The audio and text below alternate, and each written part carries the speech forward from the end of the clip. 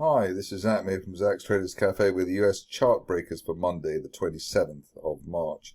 Starting off with the S&P, just to get us limbered up, and here there's been a bounce on Friday off the 200-day moving average, around 39.40 rather. We've got the market sandwiched between the 50 and 200-day lines, so just waiting for a break either side. Obviously, if you believe the doom and gloom, then we're heading back to the 38.20 area, which was March support. Or if you think that the whole thing was a bit of a bear trap, then we should quickly clear the 50-day moving average and head up towards the February resistance towards 4,200. Maybe more realistic, 4060 or so, 4070, which is the initial March resistance. Got a back either side. Probably be looking at the RSI indicator to decide which way you want to go, which is now pushed back above neutral 50. So just tipped towards the bulls at the moment versus the bears. On to the stocks, and starting off with what looks like a goodie, at least at this stage. And here you can see that it's AGBA group or AGBA group. Here we've broken a line of resistance from back in January. We've also broken above the 50-day moving average, which is currently around $2.30, as is the resistance line of the broken one, so above $2.30, looking for further progress. The ideal scenario is to hit that the top of that broadening triangle from the beginning of January, as high as $4.50, perhaps even as soon as next month. The reason for the relative optimism is the bear trap effect from below the February and initial March support there around $2, so you've got a pretty strong line in the sand there in terms of support levels. If it's not $2.30, then it would certainly be the $2 area. And if you look back there, you can see there's basically a double bottom there with January or late December support and the latest March support around $1.40. Next contender is another stock which is looking rather lively at the moment, and Activision Blizzard. Here we had a massive gap up on Friday, which was obviously much appreciated. The shares have been building for quite some time. We had a bear trap gap reversal back in the beginning of February, and so that was really set the scene with the double bottom versus November support around $71.50, and in fact that goes back to the October support area as well, so call it 71.75 as the whole support zone. The current situation is that we'd like to see the shares remain above Friday's support level, which was $83.32. If we can't do that, then maybe there'll be a retracement back towards the 81.50 zone, which was back in August, but ideally somewhere between those two regions. And if we manage to hold on to that support area, we're heading towards the top of that rising trend channel from back in May last year at $90 plus, and hopefully that will be seen however this resolves by the end of next month. Well below $80 now, really suggesting that this is just a false breakout. I suppose there is maybe the need for this market to cool off after heading into overbought rather territory above RSI 50, but with the breakout you can have an overbought RSI for quite some time. Next contender is one that maybe is less familiar to many, Aurinia Pharmaceuticals. Here we've got a rising trend channel, which has been in place, I suppose, technically since May last year, or in fact April last year. Right top of the channel there, heading to $17.50. We're just trying to break the initial March resistance there at $10.43. End of day close above that. The next level up is around $13, but we are really shooting for the $17.50. The reason for saying that is that we had a bear trap island reversal actually gapped down through the 50-day line and gapped up back above it, and then steady support at and around the 200-day moving average. That's still falling, but we've actually found support at the 50-day line around $8.90. So the bottom line here is we want to stay above $8.90 to get up towards $17.50 over the next 4 to 6 weeks.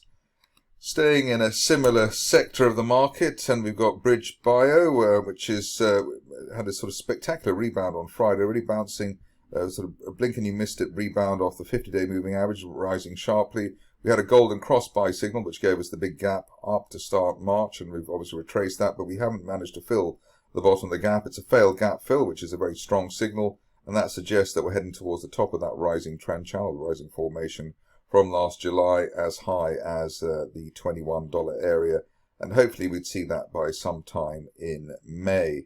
Any dips towards the old resistance area around $13 could still be regarded as dips to buy into.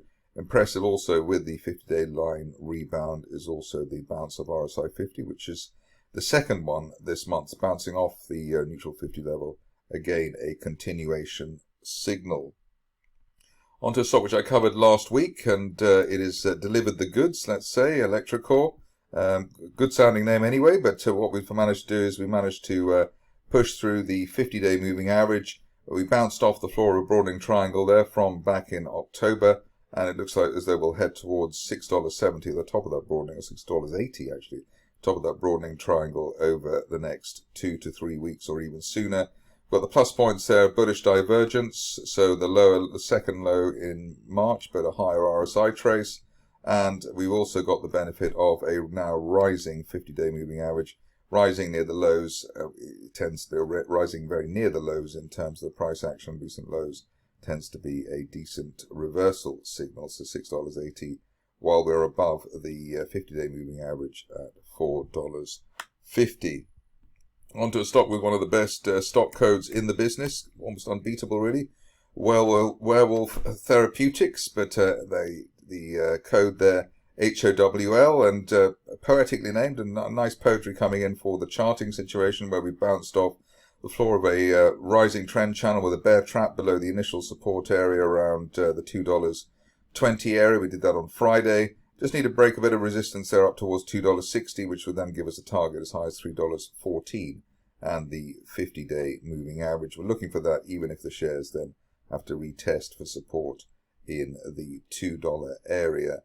The other point to note is that if you're cautious, you wait for the RSI currently around 45 to break through neutral 50 and then decide that the 50-day line was your target. But Howl, certainly a code to remember. A stock code that everybody remembers and knows is Microsoft, and you can see that we had a good week yesterday against a rather mixed market. Initial resistance here at the top of that rising trend channel from back in September, around $285, but got enough line of sight now really with the crossing of the 50 and 200-day moving average to say that through the $2.90 area we could then head up towards as high as $3.15 by the end of next month. The upside or the recovery here valid while we hold above recent support around $2 or $269. The low last week just 269.52.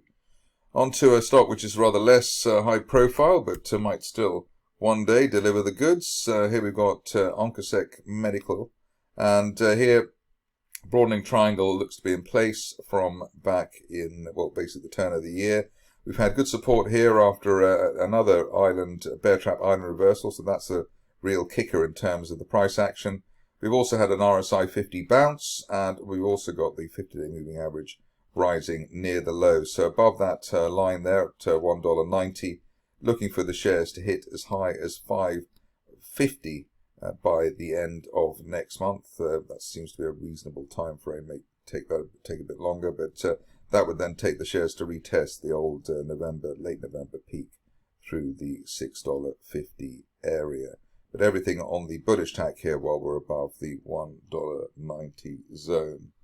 Next up, another stock which is pretty impressive, maybe one of the most impressive that you'll see in the near term, and it's Perma-Fix Environmental, gapped up today to start the week. We had actually a key reversal to the upside off that uptrend line from January back on Thursday, and we made good on that strong signal.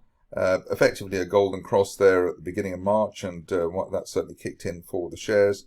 If you look back, you'll see that that resistance line projection comes from as long ago as September 2021. So written in the stars in terms of the upside there at $14.15, and we should see that over the next 2 to 4 weeks, especially while we hold above the $10 area, which is basically half of Friday's range. So looking like a very strong situation, especially after that golden cross. It's rare that golden crosses work so well, but that one really has kicked in very well indeed. Whole rally here started off with a with bullish divergence on the lows during December, and hasn't really looked back since that time, that bullish divergence line.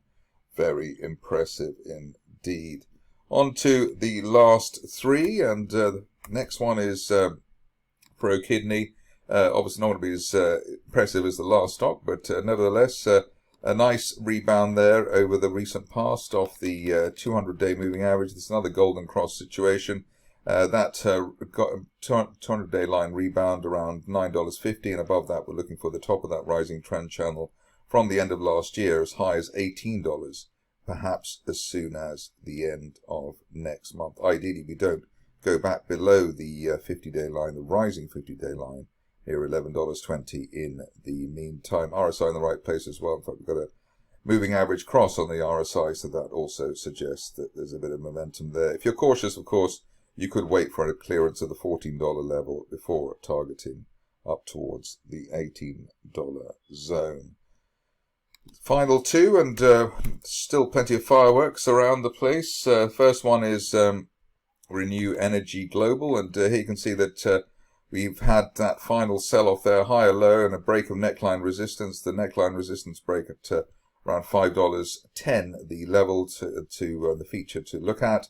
Above $5.10, looking for the 200-day moving average, currently at $6, and then up to the top of that broadening triangle near $7, that triangle there from the end of November. But the key here, remaining above $5 or $5.10, probably the best stop loss at the moment. It's a reasonable risk reward on a not too volatile situation. Last one of the day is Steelcase, and here the charting looking as though it's quite made of steel. Let's say we've broken that resistance there from $8 at $8.30 from the beginning of the month, and above that we're looking for the top of this rising trend channel as high as $10 at that channel there from November. Obviously there is a bit of resistance there at the 200-day line, but and you could wait for that to be broken, but at the moment we're taking it that above that initial March resistance around the $8.30 area, looking for as high as $10 near term. That's it from me today. More updates during the week.